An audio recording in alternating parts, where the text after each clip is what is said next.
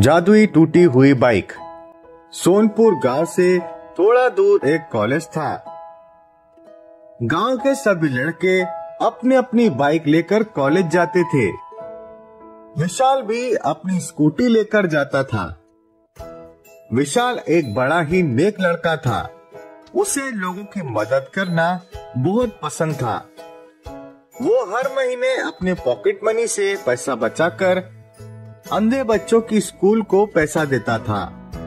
College में पढ़ने वाला रॉकी रईस खानदान का लड़का था। वो हमेशा नई नई बाइक लेकर कॉलेज आता और सब पर रौब झाड़ता रहता था। एक दिन कॉलेज में असाइनमेंट सबमिशन था और विशाल अपनी बुक घर भूलकर आ गया था। वो बुक लेने के लिए घर वापस जाने के लिए अपनी स्कूटी स्टार्ट करने लगता है, लेकिन उसकी स्कूटी स्टार्ट नहीं होती।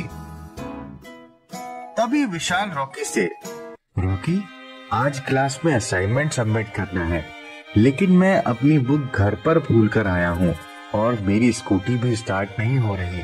शायद पेट्रोल खत्म हो गया है। तुम मुझे अपनी बाइक दोगे क्या? मैं जल्दी से घर से बुक लेकर वापस आ जाऊंगा। क्या? मैं तुम्हें अपनी ये बुलेट बाइक दूं? औकात देखिए अपनी। खुद तो इस छोटे से स्कूटी पर आते हो और मेरे बुलेट पर सवार होने का सपना देख रहे हो। मैं नहीं दूंगा तुम्हें अपनी बुलेट। सारे लड़के रॉकी की ये बात सुनकर विशाल पर हंसने लगते हैं। तब विशाल दुखी होकर, रॉकी, मुझे लगा था कि कॉलेज में सबसे तुम्हारी दोस्ती है।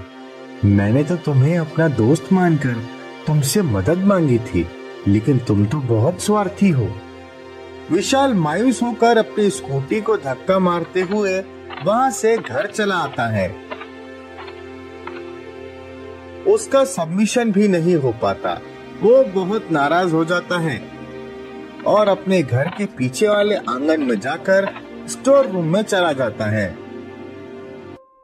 वहां जाकर इधर उधर पड़ी हुई सब पुरानी चीजें देखकर, कितना सारा कबाड़ जमा करके रखा है यहाँ पर। छे, कितनी पुरानी पुरानी चीजें रखी हुई हैं यहाँ पर। तभी विशाल की नजर अंदर रखी हुई एक पुरानी टूटी हुई बाइक पर पड़ती है। वो उस बाइक के पास जाकर उस बाइक पर अपना हाथ फेरने लगता है। अरे, कितनी पुरानी बाइक है ये और कितनी टूटी फूटी है ये। इसके तो हेडलाइट नहीं है, पीछे वाली सीट भी टूट गई है। इसे तो कबाड़ी वाला भी ना खरीदे। विशाल वहां से जाने लगता है। तभी उसे अचानक से उस बाइक में से ब्रूम ब्रूम ऐसी आवाज आती है। वो पीछे मुड़कर देखता है तो वो बाइक स्टार्ट हो चुकी होती है। अरे, ये क्या? ये बाइक अपने आप कैसे स्टार्ट हो गई? बिना चाबी के, बिना पेट्रोल के। तभी वहां अचानक तेज रोशनी हो जाती है और भगवान प्रकट हो जाते हैं। विशाल उन्हें हाथ जोड़कर प्रणाम करता है।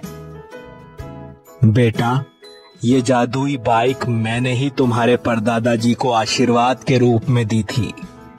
तुम्हारे परदादा जी और दादाजी भी तुम्हारी ही तरह लोगों की मदद करते थे।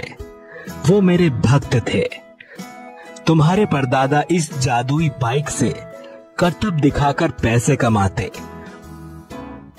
और उन पैसों से गरीबों की मदद के लिए खर्च करते थे। लेकिन तुम्हारे परदादा के गुजर जाने के बाद गांव के कुछ लोगों ने तुम्हारे दादा से ये बाइक छीनकर उसका गलत इस्तेमाल करने की कोशिश की। इसीलिए फिर उन्होंने ये बाइक यहाँ छुपा कर रख दी। हाँ, अभी याद आया। मेरे बचपन में मेरे परदादा जी मुझे एक जादुई बाइक के बारे में बताते थे, जो बिना चाबी और बिना पेट्रोल के चलती थी। लेकिन मैंने कभी उनकी बात को सच नहीं माना।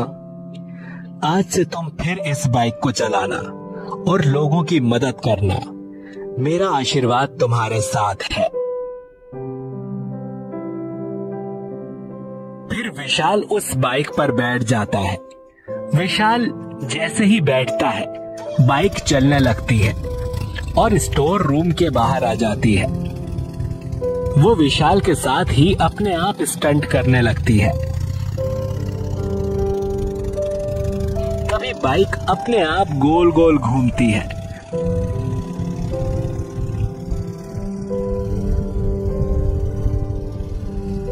तो कभी बाइक के 2 हिस्से हो जाते हैं और विशाल बाइक के दोनों हिस्सों पर खड़ा होकर करतब करने लगता है। गांव के सारे लोग उसे देखकर ताली बजाने लगते हैं। विशाल तय करता है कि अगले दिन से वो उसी बाइक पर कॉलेज जाएगा। अगले दिन विशाल उस जादुई बाइक पर सवार होकर बड़ी शान से कॉलेज जाता है। उसे इस तरह पुरानी और टूटी बाइक पर सवार देखकर रॉकी और सभी लड़के उस पर हंसने लगते हैं। विशाल को चिढ़ाने के लिए बाकी सभी लड़कों से रॉकी कहता है, अरे आप सबने मेरी ये स्पोर्ट्स बाइक देखी कि नहीं? आओ आओ विशाल, ये देखो मेरी नई स्पोर्ट्स बाइक। और तुम ये कौन सा खटारा लेकर आए हो? तुम्हारी वो स्कूटी भी इससे अच्छी थी। और ये क्या? इसका तो हैंडल भी टूटा हुआ है और सीट भी नहीं है, हेडलाइट भी नहीं है, और चाबी कहाँ लगाई है तुमने? या ऐसे ही बिना चाबी के बाइक चला कर ले आए हो? तभी वो जादुई बाइक अपने करतब दिखाने लगती है। विशाल बाइक पर खड़ा हो जाता है और बाइक गोल गोल घूमने लगती है। रॉकी के बाकी सब साथी ये सब देखकर हैरान हो जाते हैं। फिर विशाल बाइक के साथ अलग अलग करतब दिखाने लगता है। रॉकी गुस्सा होकर वहां से चला जाता है और विशाल से सब दोस्ती कर लेते हैं।